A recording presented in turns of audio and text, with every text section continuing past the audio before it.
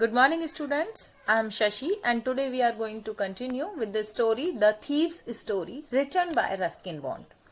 As its name represents that the given story is of a thief and the thief is himself a narrator of this story. He narrates this story.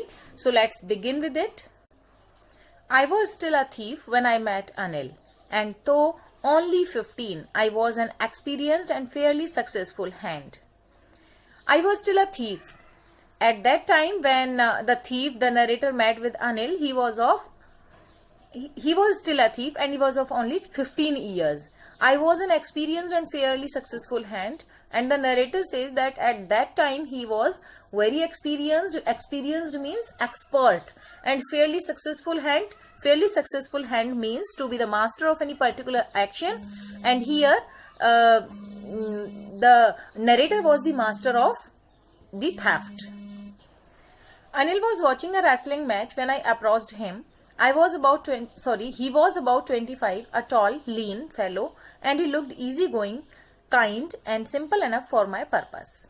Now the narrator says that at that time when he approached Anil's home, he was watching the fighting match, and he was about 25 years, and he was a tall, lean fellow also, and he looked easygoing, kind and simple enough for my purpose.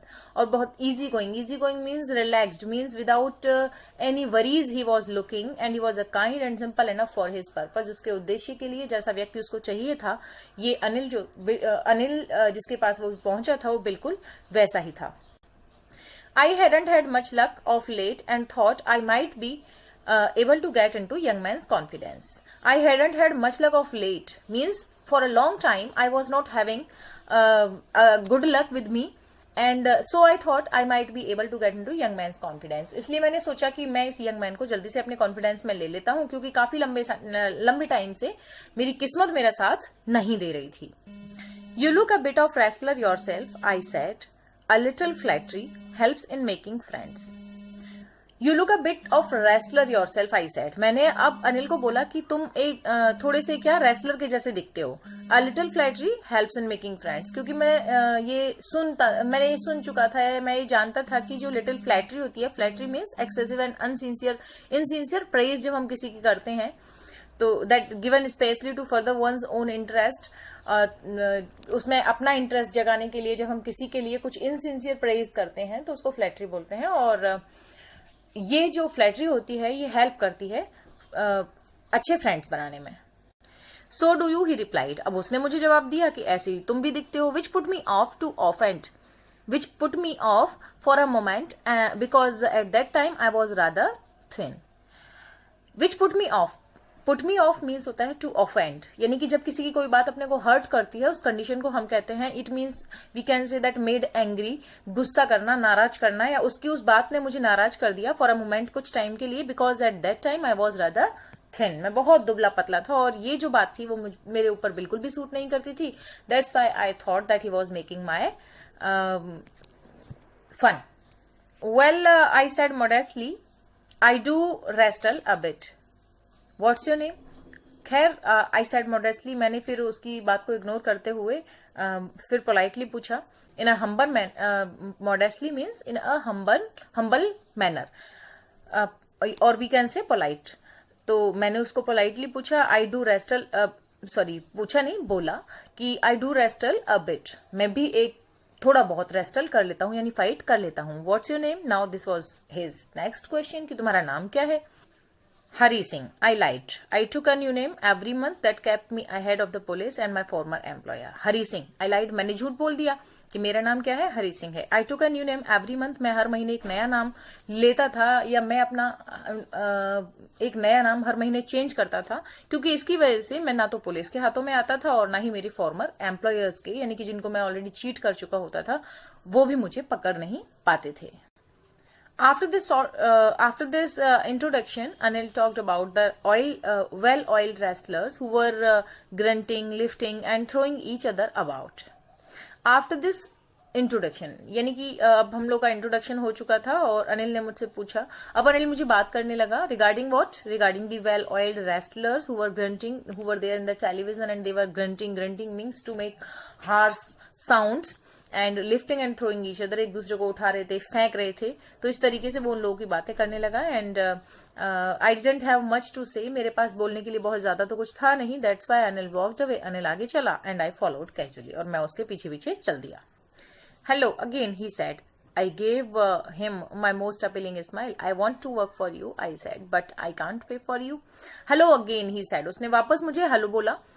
And I gave him my most appealing smile. Appealing means attractive. मैंने भी उसको अपना attractive smile पे किया. And I want और उसको ये बोला that I want to work for you. मैं तुम्हारे लिए काम करना चाहता हूँ. But I can't pay for you. But what was his reply? What was his reply? Can you imagine? He told me that can you but I can't pay you, लेकिन मैं तुम्हें पे नहीं करूंगा, ऐसा उसने मुझे बोला. I thought that over for a minute, perhaps I had misjudged my man. Thought that over means to consider an idea or plan carefully before making a decision, and misjudge means to form a wrong opinion about someone or something. किसी के बारे में गलत धारणा बना लेना, opinion बना लेना, दैट इज मिसजज. तो मैंने थोड़ी देर तो इस पॉइंट पे सोचा कि उसने मुझे ऐसे कैसे बोला that I can't pay you. और फिर उसके बाद मैंने सोचा कि शायद मैंने इस इंसान को गलत चुन लिया, मुझे इस व्यक्ति के पास नहीं आना चाहिए था. I asked can you feed me, can you cook. मैंने उसको पूछा कि क्या आप मुझे, अगर पे तो नहीं करेंगे लेकिन क्या आप मुझे फीड करा सकते हैं, मुझे खाना तो दे देंगे. तो उसने मुझे पूछा कि कैन यू कुक, क्या तुम खाना बनाना जानते हो. I can cook, I lied again. मैंने वापस से झूठ बोल दिया कि मैं खाना बना सकता हूँ. If you can cook, you may be I can, sorry that then may be I can feed you. तब ये हो सकता है कि मैं तुम्हें फीड करा दूं, यानी कि तुम्हें खाना खिला दूं. अगर तुम्हें खाना बनाना आता है तो तुम यहाँ पे खाना खा भी सकते हो, but without payment, without fee, without charge. You will stay here at my home. He took me to his room over the Jumna sweet shop and told me I could sleep on the balcony. अब वो मुझे अपने room में लेके गया जो कि Jamuna sweet shop के ऊपर था. And he told me that I could sleep on the balcony, और उसने मुझे कहा कि मैं बालकनी में सो जाऊं. But the meal I cooked that night must have been terrible because Anil gave it to a stray dog and told me to be off. लेकिन जो खाना मैंने उस रात बनाया था वो बहुत ज्यादा भयानक, मीन्स अनटेस्टी, जिसको कहो विदाउट एनी टेस्ट रहा होगा, क्योंकि अनिल ने इसको एक स्ट्रे डॉग को दे दिया. Stray dog means a dog without master, जो कि गलियों में ऐसे घूमते रहते हैं, तो उस डॉग को डाल दिया. And told me to be off, और मुझे भी कहा वहां से जाने के लिए. But I just hung around smiling in my most appealing way and he couldn't help laughing. But I just hung around means to wait at a place or to stay near a place or a person. किसी का इंतजार करना, किसी जगह पे ही इंतजार करते रहना, या फिर किसी के आसपास ही मंडराते रहना, किसी व्यक्ति या जगह के आसपास मंडराते रहना. तो मैंने भी यही किया. But I just hung around, मैं वहीं घूमता रहा. And I just hung around smiling in my most appealing way and he couldn't help laughing. लेकिन मैं वहीं मंडराता रहा, वहीं घूमता रहा. उसने मुझे मना भी कर दिया, मुझे जाने के लिए बोल दिया, फिर भी मैं वहीं घूमता रहा. और मैंने अप्लाई किया मेरा most appealing way and he couldn't help laughing. और फिर वो भी अपने आप को हंसने से नहीं रोक पाया. He patted me on the head and said never mind, he had teach me to cook. और बाद में उसने पैट किया मेरे हेड को, यानी कि quick light touch with the hand, हाथ से मेरे सर को थोड़ा सा सहलाया और मुझे बोला कि चिंता मत करो, he had teach me to cook. वो मुझे खाना बनाना सिखा देगा, कुकिंग मुझे सिखा देगा. He also taught me to write my name and said he would soon teach me to write whole sentences and to add numbers. उसने मुझे मेरा नाम लिखना भी सिखाया और मुझे ये बोला कि वो जल्दी ही मुझे पूरे sentences को लिखना और numbers को add करना भी सिखा देगा. Grateful I knew that once I could write like an educated man, there would be no limit to what I could achieve. I was very grateful to him. I was very thankful to him because I knew it very well that if I would be able to once I would be able to write and to learn the things and I became an educated man, then there would be no limit what could I achieve. मैं क्या achieve कर सकता था, इस चीज की कोई limitations नहीं थी, क्योंकि अगर एक बार कोई इंसान एजुकेट हो जाए, उसको पढ़ना लिखना सीख जाए, तो फिर वो अपनी जिंदगी में काफी चीजों को अर्न कर सकता है, काफी सारे अचीवमेंट्स को अचीव कर सकता है. It was quite pleasant working for Anil. I made the tea in the morning and then I would take my time buying the day's supplies, usually make a profit of about ₹1 a day. Quite pleasant work for Anil. I was. Means मुझे अनिल के लिए काम करना बहुत अच्छा लग रहा था और मैं मॉर्निंग में उसके लिए चाय बनाता था और उसके बाद में मेरा most of the time spend करता था बाइंग डे सप्लाई, दिन का सामान खरीदने में, जरूरत का जो भी सामान होता है उसको खरीदने में, and usually making a profit of about ₹1 in a day. और मैं डेली क्या करता था, एक दिन में ₹1 का प्रॉफिट उसकी उस डे सप्लाई से बचाता था या करता था। I think he knew I made a little money this way but did not seem to mind. मुझे लगता था या मैं सोचता था कि शायद वो उस चीज को जानता है कि मैं इस तरीके से थोड़ा बहुत पैसे बचाता हूँ, लेकिन उसने कभी इस चीज की चिंता नहीं की। It means to be annoyed और टू वरिड अबाउट समथिंग। ना तो वो मुझे नाराज दिखा या ना उसने मेरे ऊपर नाराजगी दिखाई और ना ही वो इस चीज के बारे में मुझे चिंता करता हुआ लगा। Anil made money by fits and starts. Fits and start means with irregular burst of activity. He would borrow 1 week and lend the next. Anil का जो अर्न करने का तरीका था या उसके पास जो पैसा आता था वो फिट्स एंड स्टार्ट्स आता था, यानी कि इरेगुलर वे था उसका। रेगुलर नहीं था कि वो इतनी सैलरी उसको मिलनी है तो वो मिलेगी, हर महीने मिलनी है, वीक में मिलनी है, तो ऐसा कुछ फिक्स नहीं था। इरेगुलर था उसका सैलरी का जो आना था। He would borrow 1 week and land the next. एक वीक अगर उसके पास में पैसा कम हो जाता था वो बोरो कर लेता था लोगों से और दूसरे ही वीक लैंड कर देता था, यानी कि उधार ले लेता था, बोरो कर लेता था और फिर उसको चुका देता था। Kept worrying about his next check, but as soon as it arrived, he would go out and celebrate. It seems he wrote for magazines, a clever way to make a living. He always kept worry about the next check, यानी कि आने वाले check के लिए वो हमेशा चिंता तो करता रहता था, लेकिन जैसे ही वो चेक उसके पास पहुंचता था तो वो इसको बाहर जाता और सेलिब्रेट कर लेता था अपने फ्रेंड्स के साथ में। It seems he wrote for magazine, a quiver way to make a living. ऐसा लगता था कि वो शायद मैगजीन्स के लिए लिखता है, जो कि उसका एक क्विवर वे था। क्विवर मीन्स स्ट्रेंज वे था अपनी लिविंग को अर्न करने का या अपनी जिंदगी को जीने का, उसका एक अलग तरीका था। One evening he came home with a small bundle of notes saying he had just sold a book to a publisher. At night I saw him tuck the money under the mattress. एक शाम वो आता है और उसके हाथों में एक बंडल ऑफ नोट्स था और ये बोलता है, उसने मुझे ये बोला कि अब आज उसकी एक बुक जो है वो सोल्ड हो गई है, पब्लिशर ने उसको खरीद लिया है, और रात को मैंने देखा कि वो उस बंडल ऑफ नोट्स को अंडर द मैट्रेस रख रहा है, यानी कि अपने गद्दे के नीचे रख रहा है, जैसे कि आप देख सकते हो। That was the condition there, that was the position of Anil. और word tuck means to put something into a safe और कन्वीनियंट प्लेस। किसी चीज को किसी पैसे को सेफ और सुरक्षित जगह पे रख देना, ये क्या बोलते हैं उसको, टक। Had been working for Anil for almost a month and apart from cheating on the shopping had not done anything in my line of work. अब मैं अनिल के लिए लगभग 1 महीने से काम कर रहा था और शॉपिंग में चीटिंग करने के अलावा मैंने और किसी तरीके से मेरे लाइन ऑफ वर्क को कंटिन्यू नहीं कर रखा था, यानी कि मैंने कोई और किसी तरीके की डिसऑनेस्टी कहिए आप या फिर चोरी कहिए, वो मैंने नहीं की थी उसके घर में। सिर्फ मैं शॉपिंग के टाइम पे जब भी बाहर जाता था तो वहां पे एक दिन में ₹1 सेव करता था। I had every opportunity for doing so. Anil had given me the key to the door and I could come and go as I pleased. He was the most trusting person I had ever met. अब मेरे पास सारी opportunities थी ऐसा करने की, यानी कि मेरे लाइन ऑफ वर्क को कंटिन्यू करने की, चोरी करने की मेरे पास पूरी अपॉर्चुनिटी थी, क्योंकि अनिल ने मुझे अपने दरवाजे की चाबी दे रखी थी और जब मैं चाहूं तब वहां आ और जा सकता था। और इसके साथ ही अनिल जो था वो मोस्ट ट्रस्टिंग पर्सन था और ऐसे इंसान से मैं अपने पूरे करियर में एज अ थीफ मिला नहीं था। Is why it was difficult to rob him. It is easy to rob a greedy man because he can afford to be robbed, but it is difficult to rob a careless man. Sometimes he doesn't even notice he has been robbed and that take all the pleasure out of the work. और इस तरीके से मेरे लिए बहुत मुश्किल था अनिल को रॉब कर पाना, because he was totally careless. It is easy to rob a greedy man. Narrator कहता है कि ग्रीडी मैन को रॉब करना ईजी होता है because he can afford to be robbed, क्योंकि वो सहन कर सकता है अपनी रॉबिंग को, अपने लूटे जाने को। But it is difficult to rob a careless man, लेकिन एक केयरलेस इंसान को रॉब करना मुश्किल होता है। Sometimes it doesn't even notice, क्योंकि कई बार तो वो नोटिस भी नहीं करता इस चीज को कि उसको लूट लिया गया है, and that takes all the pleasure out of the work. और ये पूरे प्लेजर को, इस काम के पूरी खुशी को, पूरे आनंद को ले लेता है। It's time I did some real work. अब वो वक्त आ गया था जब मुझे कुछ रियल वर्क करना था। आई told my self I am out of practice. मैंने अपने आप को कहा कि मैं आउट ऑफ प्रैक्टिस हो गया हूँ, यानी कि काफी दिन से मैंने चोरियां नहीं की हैं। And if I don't take the money, और अगर मैंने पैसा नहीं लिया तो वैसे भी तो अनिल क्या करने वाला है, he will waste it on his friends. वो इसको अपने फ्रेंड्स पे वेस्ट कर देगा। After all he doesn't even pay me, और इस सब के अलावा मुझे कभी पे भी नहीं करता है। Anil was asleep. A beam of moonlight stabbed over the balcony and fell on the bed. I sat up on the floor, considering the situation. Anil सो रहा था और जो बीम ऑफ मूनलाइट था वो उसके बालकनी से होकर उसके बेड पे आ रही थी, यानी कि चंद्रमा की जो किरणें थी वो उसके बेड तक पहुंच रही थी. And I sat up on the floor. मैं फ्लोर पे फर्श पे बैठा एंड कंसिडरिंग द सिचुएशन, और सिचुएशन को कंसिडर करने लगा कि मुझे किस तरीके से चीज़ों को आगे कंटिन्यू करना है. I took the money. I could catch the 10:30 express to Lucknow. Slipping out of the blanket, I crept to the bed.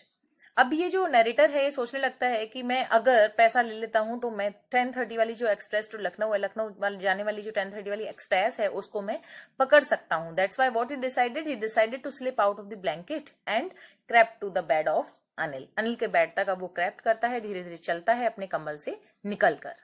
Anil was sleeping peacefully. His face was clear and unlined. Even I had more marks on my face, though mine were mostly scars. Anil was still sleeping peacefully and his face was very clear. ये जो narrator है, जो thief है, ये बताता है, बोलता है कि उसका जो face था वो बिल्कुल clear था. It means there were no marks of any kind. And unlined means unlined होता है with the sign of worries, वो भी नहीं थे उसके चेहरे पे. Even I had more marks on my face, मेरे चेहरे पे ज्यादा निशान थे. दो माइन वर मोस्टली स्केयर्स, और मेरे चेहरे पे जो निशान थे वो ज्यादातर घावों के थे. जैसा कि आप सब जानते हो कि अगर कोई चोर होता है तो उसको कितनी सारी प्रॉब्लम्स को भी फेस करना पड़ता है. कई बार वो पकड़ा भी जाता है, उसके साथ में मार पिटाई भी हो जाती है. तो इसलिए बोलता है कि मोस्टली वर ऑफ स्केयर्स, घाव के निशान थे मेरे चेहरे के ऊपर. Hand slid under the mattress, searching for the notes. When I found them, I drew them out without a sound. मैंने मेरे हाथ को मैट्रेस के नीचे स्लिड किया, यानी कि फैलाया, सर्चिंग फॉर दी नोट्स को सर्च करने के लिए. व्हेन आई फाउंड देम, और जब मैंने उन्हें ढूंढ लिया, मेरे को मिल गए. I drew them out without a sound, तो फिर मैंने बिना आवाज किए अपने हाथ को बाहर खींच लिया. Side in his sleep and turn on his side. Anil ने नींद में गहरी सांस ली और अपनी करवट बदली. Turn on his side means अपनी करवट बदली उसने टुवर्ड्स में, मेरी तरफ. I was startled. Startled means होता है फीलिंग और शोइंग सडन शॉक और अलार्म, अचानक से डर जाना या फिर सडन शॉक लगना कि अचानक इसने मेरी तरफ टर्न कैसे किया. And quickly crawled out of the room, और मैं डर गया और मैंने तेजी से फिर वहां से रूम से बाहर क्राउड किया, यानी कि बिना आवाजें किए रूम से बाहर आ गया. When I was on the road, I began to run, and I had the notes at my waist held there by the string of my pajama. और जब मैं रोड पे निकल गया घर के अंदर से, then I began to run, फिर मैंने दौड़ना शुरू कर दिया. I had the notes at my waist, मैंने नोट्स को मेरी कमर के अंदर लगा रखा था. held there by the string of my pajama, जैसे कि अपन पाजामा का जो स्ट्रिंग होता है, उसका जो धागा होता है जिसको नाड़ा भी बोलते हैं हम लोग, तो उससे मैंने उस नाड़े के बीच में मैंने उन नोट्स को लगा रखा था.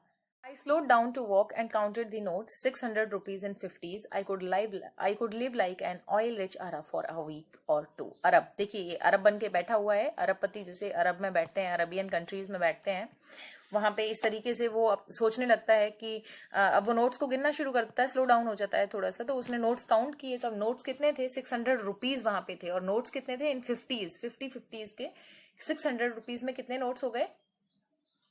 कितने नोट्स हो गए? Yes. So, what I was asking you, there were 600 rupees in 50s. तो नोट्स 50 के नोट्स थे, तो कितने नोट्स हो गए? 12 तो नोट्स हो गए, और रुपीज कितना हुआ? 600 रुपीज हुआ. I could live like an oil rich. Now he was thinking that he could live like an oil rich Arab for a week or two. 1 या 2 हफ्ते के लिए वो एक ऑयल अरब रिच की तरह अपनी लाइफ को स्पेंड कर सकता है. When I reached the station, I did not stop at the ticket office. I had never bought a ticket in my life, but dashed. Dashed means ran towards, straight to the platform. The Lucknow Express was just moving out. जब station पे पहुंचा तो मैंने जो ticket office था वहां पे मैं रुका नहीं, क्योंकि मैंने अपने पूरे लाइफ करियर में कभी भी टिकट्स को खरीदा ही नहीं था. That's why I dashed straight to the platform. I ran towards the platform and the Lucknow Express was just moving out. और लखनऊ एक्सप्रेस अभी मूव आउट करने ही वाली थी, यानी कि जो स्टेशन था उसको छोड़ने वाली थी.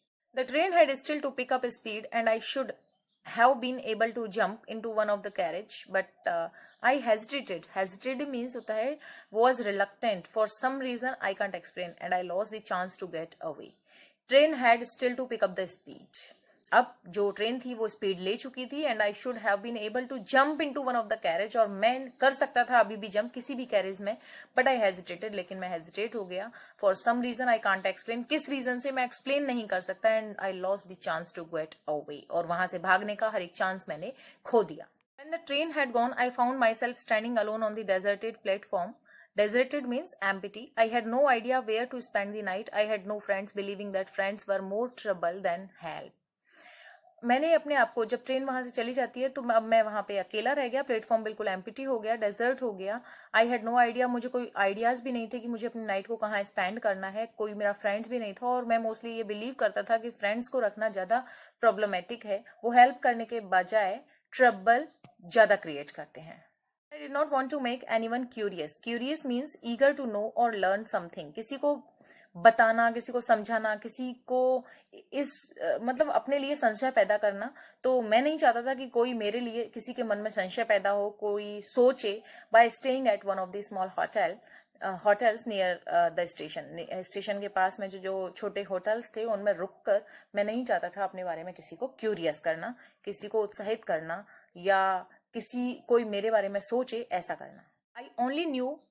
The only person I knew really well was the man I had robbed. सिर्फ एक इंसान जिसको मैं बहुत अच्छे से जानता था, वो व्यक्ति जिसको मैं रॉब कर चुका था, जिसको मैं लूट चुका था. Living the station I walked slowly through the बाजार, और अब स्टेशन को छोड़कर मैं थ्रू द बाजार चलने लगा, यानी बाजार की तरफ, बाजार से होके निकल के चलने लगा.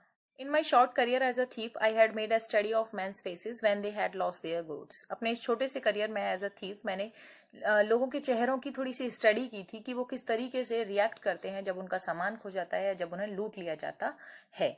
The greedy man showed fear, the rich man showed anger, and the poor man showed acceptance. Greedy man तो fear शो करता है, rich man anger शो करता है, और poor man बेचारा acceptance शो करता है, वो अपनी सारी चीजों को स्वीकार लेता है, वो ये बोलता है कि शायद भगवान की ऐसी ही मर्जी थी. But I knew that Anil's face when he discovered the theft. लेकिन अनिल के चेहरे के बारे में मुझे बहुत अच्छे से पता था, जब उसको चोरी का पता लगेगा तो या लगता, would show only a touch of sadness. उसके चेहरे पे सिर्फ क्या होता, दुख होता. Not for the loss of money, पैसे के लॉस के लिए नहीं, but for the loss of trust के लॉस के लिए. As you may see here, he is sitting there on a bench. So I found myself in the Maidan and sat down on a bench. The night was chilly. It was early November and the light drizzle added to my discomfort. Soon it was raining quite heavily. I found myself in the Maidan. As we have talked before that he was walking through the market, through the bazaar. Now he had reached there in a plain, in a garden we can say, and he sat there on a bench. And it was a chilly night. It means the night was very cold and it was early November. It was the beginning of November. And within it, as we have talked that it was a chilly night, light drizzle added to his discomfort. तो थोड़ी थोड़ी धीमी धीमी जो light drizzle थी, छोटी जो बारिश की बूंदें थी, वो भी पड़ने लगी, जिसकी वजह से उसको डिस्कम्फर्ट हुआ. Soon it was raining quite heavily, और जल्दी ही तेज बारिश भी शुरू हो गई. My shirt and pajama stuck to my skin and a cold wind blew the rain across my face. मेरा शर्ट और पाजामा स्टक हो गया, स्टक मीन्स चिपक गया, to my skin, मेरी स्किन से, and the cold wind blew the rain across my face, और ठंडी हवा बारिश को मेरे चेहरे पर मार रही थी या बारिश को मेरे चेहरे की तरफ लेके आ रही थी. I went back to the bazaar and sat down in the shelter of the clock tower. मैं वापस बाजार गया और एक क्लॉक टावर के शेल्टर में, यानी क्लॉक टावर के नीचे में बैठ गया बारिश से बचने के लिए. The clock showed midnight. I felt for the notes, they were damp from the rain. Clock जो थी वो शो कर रही थी midnight. Midnight means 12 o'clock and I felt for the notes. अब मैंने नोट्स के बारे में सोचा, and they were damp from the rain. Now the notes had completely wet from the rain. जो नोट्स थे वो भी बारिश से पूरी तरीके से गीले हो चुके थे. Anil's money in the morning. Anil का पैसा. नोट्स, वो बोलता है कि नोट्स पूरे गीले हो चुके थे. वो नोट्स किसके थे? अनिल के. तो वो बोलता है Anil's money. In the morning he would probably have given me 2 or 3 rupee to go to the cinema, but now I had it all. Now he was thinking something wrong in his mind that कि morning में क्या होता, वो probably निश्चित रूप से मुझे 2 या 3 रुपए दे देता और मुझे बोलता कि सिनेमा देख के आ जाओ, लेकिन अब तो पूरा का पूरा पैसा ही अनिल का मेरे पास में है. तो आप देख सकते हो इस पिक्चर में वो उस पैसे को देख के क्या हो रहा है, खुश हो रहा है कि अब तो उसका सारा पैसा ही मेरे पास में है. हेजिटेट हुआ वो, उसके माइंड में कुछ चला. वो जब स्टेशन पे था उस टाइम पे उसने अपने आप को रोक लिया, वो नहीं जा पाया, लेकिन अभी फिर से वो खुश हो रहा है उन चीजों को सोच के कि अब तो उसका पूरा का पूरा पैसा ही मेरे पास में है. I could not cook his meal, run to the bazaar or learn to write whole sentences anymore. अब उसके सामने दो ऑप्शन थे, एक तो खाना बनाने का, बाजार तक जाने का, और दूसरा पूरे सेंटेंसेस को और अच्छे से सीखने का. उसके सामने दो अपॉर्चुनिटीज थी. अब उसको डिसाइड करना था कि वो कौन सी अपॉर्चुनिटी को चुनेगा. I had forgotten about them in the excitement of the theft. Whole sentences I knew could one day bring me more than a few hundred rupees. अब फिर से उसके माइंड में दूसरी चीजें चलने लगती हैं. वो सोचता है कि मैं तो भूल गया था एक्साइटमेंट ऑफ द थेफ्ट में, चोरी के एक्साइटमेंट में मैं भूल गया था इस चीज को कि होल सेंटेंसेस जो थे वो उसको किसी दिन इस काबिल बना सकते थे कि वो कुछ 100 रुपीज को अर्न करने के बजाय बहुत ज्यादा अर्न कर सकता था, अचीव कर सकता था. So the whole sentences I knew could one day bring me more than a few 100 rupees. कुछ 100 रुपीज ही नहीं, उसके पास बहुत सारे 100 रुपीज आ सकते थे अगर उसको वो पूरे सेंटेंसेस को लिखना सीख जाए और एक एजुकेटेड मैन बन जाए. तो it was a simple matter to steal and something just as a simple to be caught. Matter बिल्कुल सिंपल है, स्टील करना, चोरी करना, and something just as simple to be caught. और इस जैसा कि ये बिजनेस है चोरी का, इसमें पकड़े जाना भी उतना ही सिंपल है. कभी भी चोर को पकड़ा जा सकता है. But to be a really big man, a clever and respected man was something else. I should go back to Anil. I told myself, if only to learn to read and write. लेकिन एक बड़ा इंसान बनना, बड़ा आदमी बनना, एक clever का मतलब चालाक या जिसको कहो चतुर नहीं है, अच्छा क्लेवर ईमानदार इंसान बनना, और एक रेस्पेक्टेड आदरणीय सबके लिए रेस्पेक्टेड व्यक्ति बनना बहुत अलग बात है. I should go back to Anil. मुझे अनिल के पास में जाना चाहिए. I told myself. मैंने अपने आप को कहा और मुझे उससे सीखना चाहिए रीड एंड राइट, लिखना और पढ़ना. ऐसा अभी लड़का सोचता है और ये वापस अपना रुख बदल लेता है अनिल के घर की तरफ. आई hurried back to the room feeling very nervous, for it is much easier to steal something than to return it undetected. I opened the door quietly, then stood in the doorway in clouded moonlight. I hurried back to the room. मैं तेजी से कमरे की तरफ वापस आया. Feeling very nervous, बहुत ज्यादा नर्वस फील कर रहा था अपने आप में. And for it is much easier, क्योंकि ज्यादा इजी होता है स्टील कर पाना, किसी चीज को चुरा पाना, then to return it undetected. इसको अनडिटेक्टेडली यानी कि बिना पता लगे, बिना चोरी का पता लगे इसको रिटर्न करना उतना ही मुश्किल होता है जितना कि इसको चुराना इजी होता है, चुराना इजी होता है. I open the door quietly. मैंने दरवाजे को धीमे से खोला. And I stood in the doorway. मैं दरवाजे में खड़ा हो गया. In clouded moonlight. Clouded moonlight means faint moonlight, यानी कि जो चंद्रमा की रोशनी थी वो क्लाउडेड थी, थोड़ा सा बादल हो रखे थे. Anil was still asleep. Anil अभी तक सो रहा था. I crept to the head of the bed. मैं हेड ऑफ द बेड तक क्रैप्ट किया, धीरे से गया. And my hand came up with the notes. और मेरे हाथों में नोट्स भी थे. I felt his breath on my hand. मैं अपने हाथों पे उसके ब्रेथ को, उसकी सांसों को महसूस कर रहा था. I remained still for a minute. Then my hand found the edge of the mattress and slipped under it with the notes. I remained still for a minute. थोड़ी देर के लिए मैं शांत रहा. फिर मैंने मेरे हाथ को Then my hand found the edge of the mattress. फिर मेरे हाथों को मैट्रेस का जो एज था, किनारा था, वो मिल गया, because that was clouded moonlight. तो अंधेरा तो था ही रूम में. And slipped under it with the notes. और मैंने मेरे हाथ को स्लिप कर दिया under the mattress with the notes. Notes के साथ मैं मैट्रेस के नीचे स्लिप कर दिया.